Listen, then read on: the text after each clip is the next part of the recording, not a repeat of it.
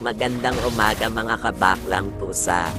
Di naman din nagmamaganda ang isdang walang tinig agay papadaig pa ang baklang pusa.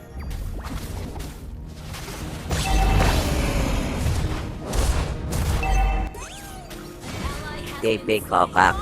Dito ay target lock ako ng isdang naglalangoy sa lupa kaya naman tinipihan ko na lang siya para naman mawala pagkainit niya. Balak pa ata kunin ni Alpha ang hula hop ni Cushion kaya ako na ang kumuha. Dito ay nadyutay ko ang isdang walang tinig kaya naman nakaganti ako sa masama niyang balak sa aking pagiging unanong pusa.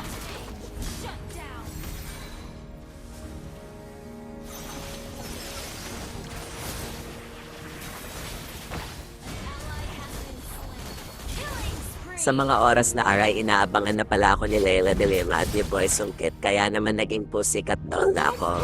Dito ay kakabuhay ko lang namatay na naman ako nagsumbong pala yung isdang walang tinig kay Boy Sungkit. Nagtaka siguro sila bakit ganito ang boses ng posang bakla. Sa mga oras na ito ay balak naman akong paslangin ni Boy Sungkit kaya naman inunahan na siya ng mga kasama ko titikas sa mukha. Tape. Dili nga ay tatapusin na namin ang pagpogan at naiireta na ako sa boses ko, ano ba yan? Abay balak pa ata gumawa ng pangarap ni Boy Sungkit kaya naman inunahan na ni Unano, ano ba ito? At panalo na naman ang baklang pose sa kayo gay na tuwa kung hindi ay wala akong pakipokak.